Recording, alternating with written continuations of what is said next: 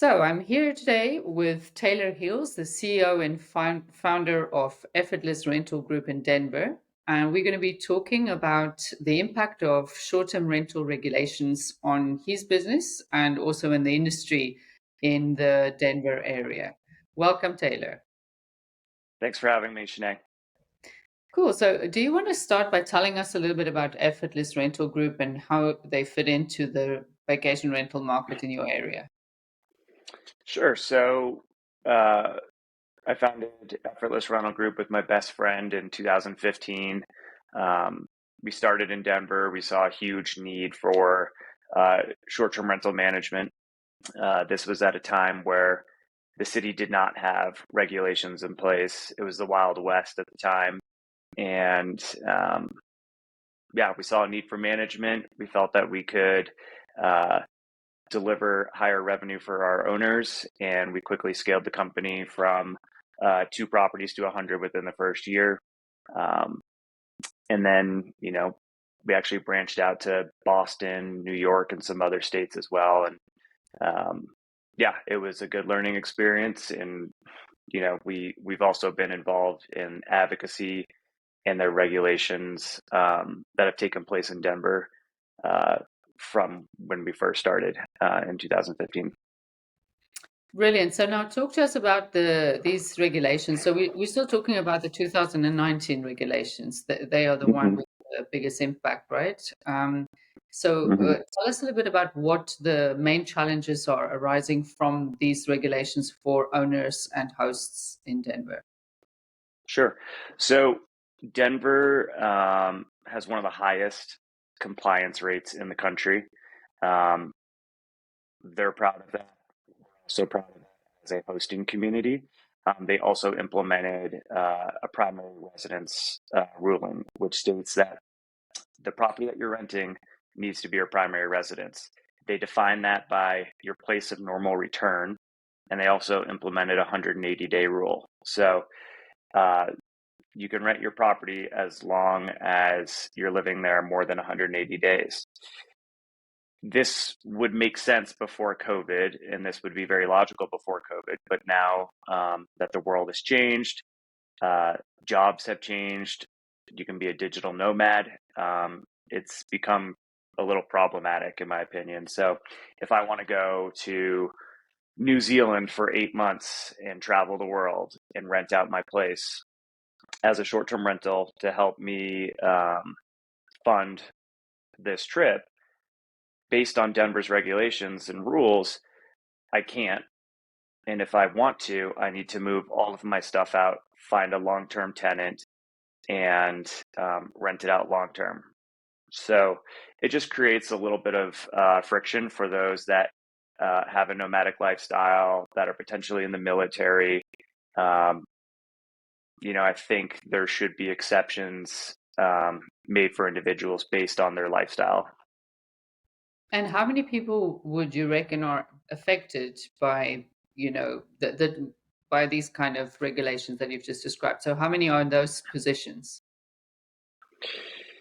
I haven't looked at the data in a while, but there have been numerous people that have shown up to city council meetings to have their voices heard, express uh, the way that their lifestyle has changed since the pandemic, and also push for fair regulations. But a majority, I can speak to our client base. We have a lot of clients that are digital nomads that are spending more time with their families. They want to visit other countries. I think COVID um, put a lot of things into perspective for people, what's important. And it's not being stationary in one location in a cubicle for the rest of their life. Sure. Okay, so you've spoken a little bit then about how it's affecting your clientele, but do you want to talk a little bit more about how it's affected your business and your approach to vacation rentals? Sure. So when regulations first took place in Denver in 2019, we had close to 200 properties. We saw quite a few clients drop off based on the new primary residence ruling. Um, you know, Homeowners went to long-term rentals. we did a pretty good job of getting owners to go to a 30-day plus model. So you can rent your furnished home as, uh, a 30-day plus, which is anywhere from 30 days to 6 months, and still see significantly higher revenue than if you were to just rent out an empty property to somebody for 2 years. So a lot of our clients shifted to that model, and then a lot of our clients sold their properties. So we identified other markets within the state of Colorado that were short-term rental friendly, that also showed, and we had clients 1031 their properties into those other markets that we managed.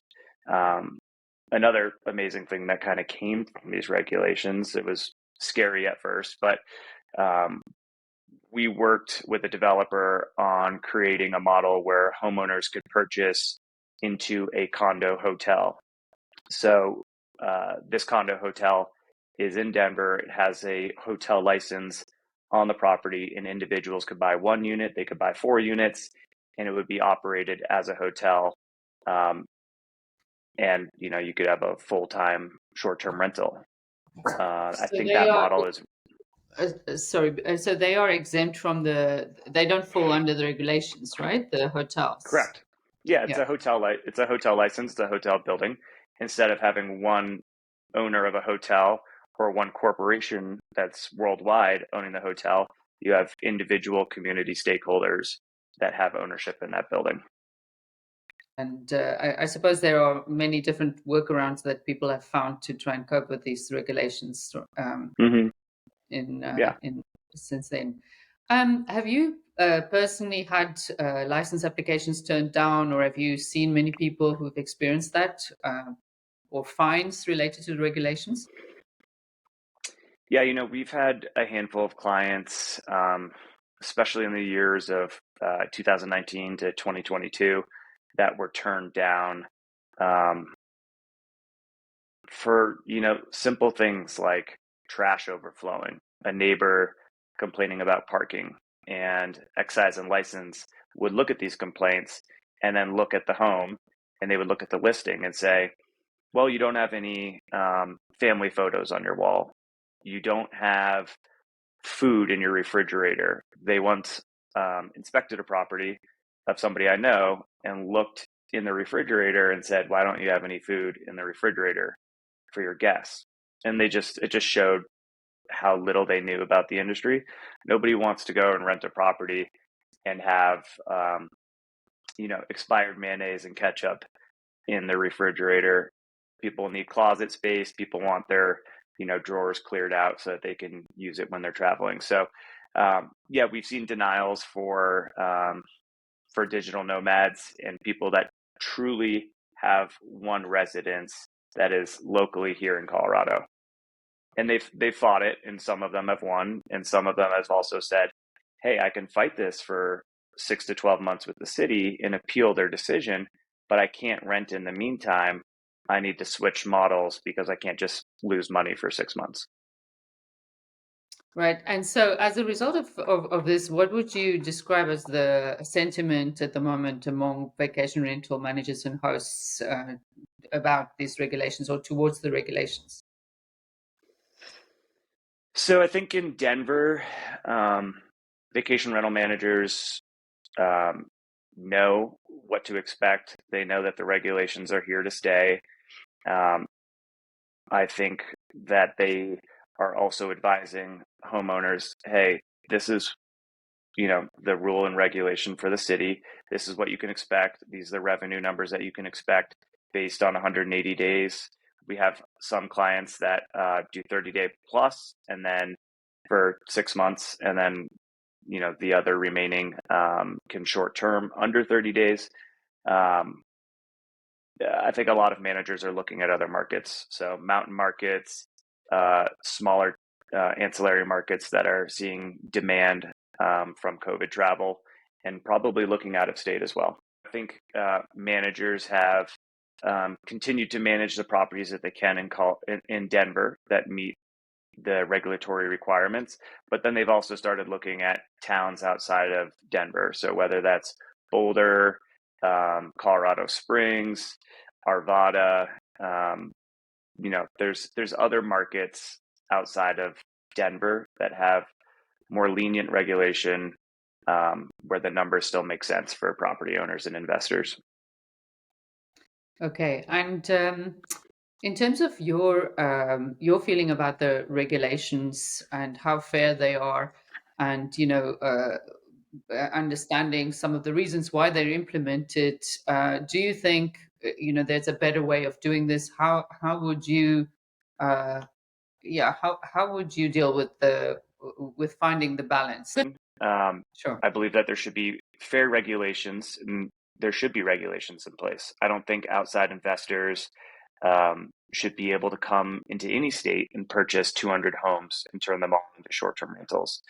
I do believe that local Coloradans and just anyone in another state in general should be able to invest into their own state.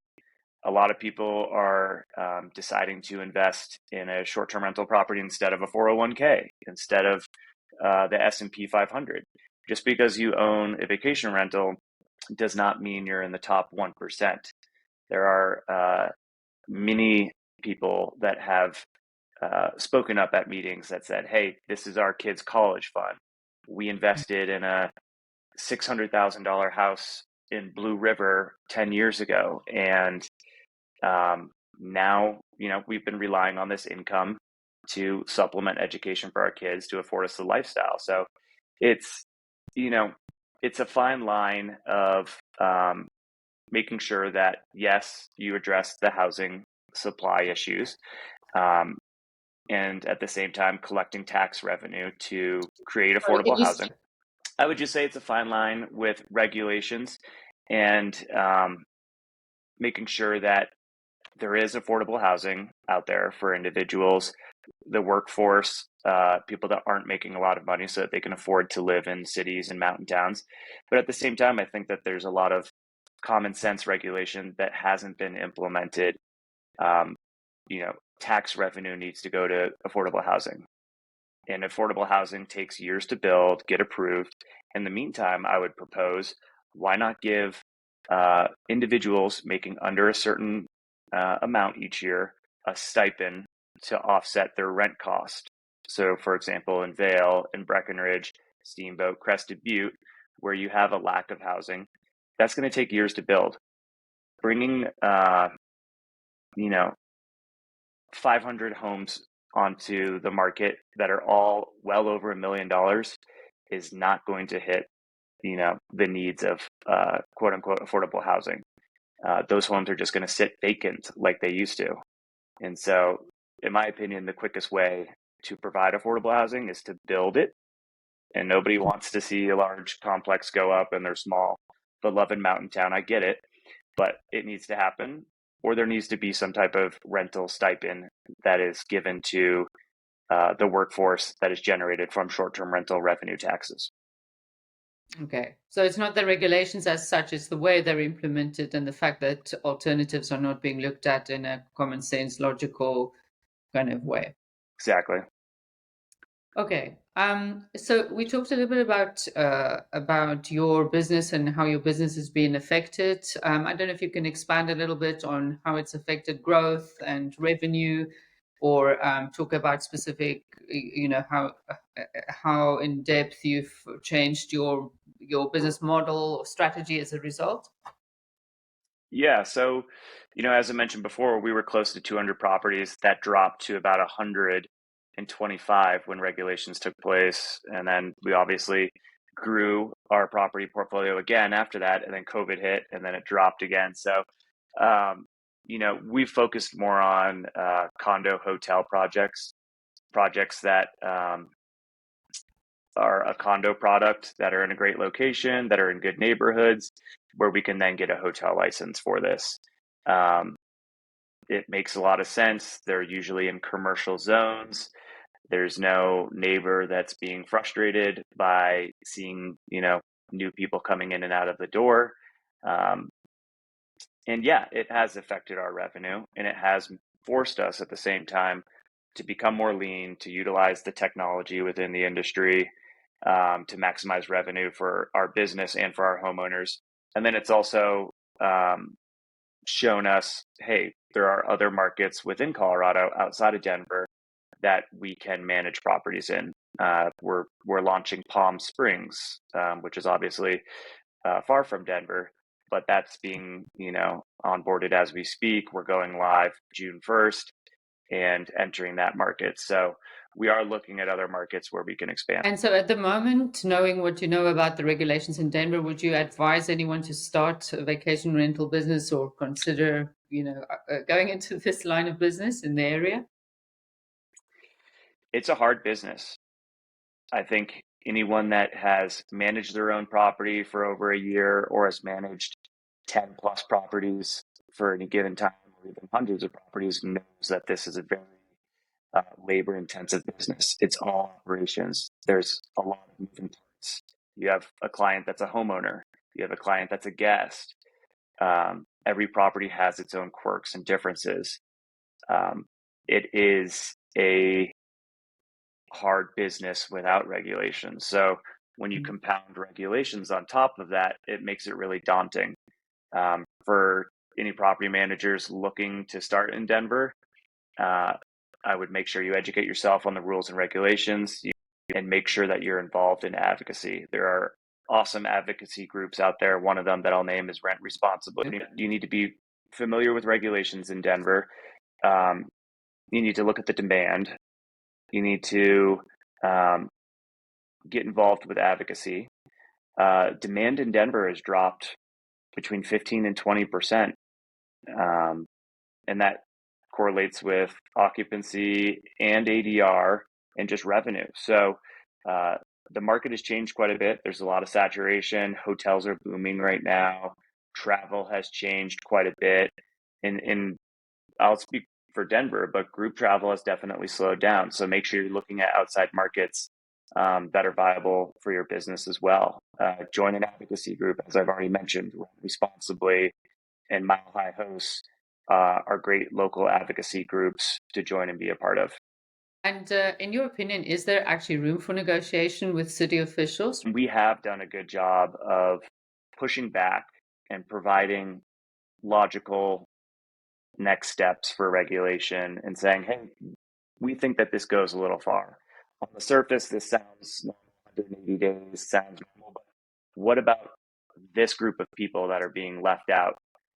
Is this fair? How can we, have a regulation in place, but then also say, well, this doesn't account for digital nomads, or it does account for digital nomads.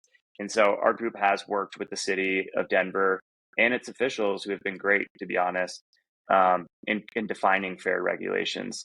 Right now, we're not pushing for any agenda or any changes to the regulation. I do think it would be nice if short-term rental hosts were able to renew their license every 2 years instead of every year, pay a higher fee, and have less, lapse in waiting for your license to be approved. That's the only thing that I would change as of now. So yeah. And seeing that these regulations are happening all over the world, not only in the US, but also in the UK and in Europe, the industry, Spoken in to your many opinion? people, hosts and property managers that have said over the years, oh, they're not going to regulate, short-term rentals in Breckenridge or in San Diego. These communities thrive off of tourism. It will happen, and it will happen in the form of taxation at first, and then it will happen in the form of nightly restrictions or the amount of properties that can be a short-term rental. So get prepared for it. Understand that if you're not being regulated on it right now, you will be, and get involved in the discussions before you start seeing the newspaper articles. So, like I said, again, work with an advocacy group, start Facebook groups, get the conversation going among hosts, be involved in the meetings, get all shareholders there, cleaning companies, vendors, property managers, other hosts, and make sure that your voices are heard when council is discussing changes. But overall, I think another thought too is, you know, hotel industry is winning right now in a lot of ways, and I think that is due to consistency and the fact that if one or two people are traveling, hotels are more affordable. Um, and then group travel is where you see the savings. So, um, yeah, get involved, get your guests involved, um, have your guests create statements Hmm. and surveys that say why they're coming to visit, why they decided to book in your neighborhood. I think you'll see that um, while hotels are thriving, a lot of people want to stay in the smaller niche neighborhoods that are more lively.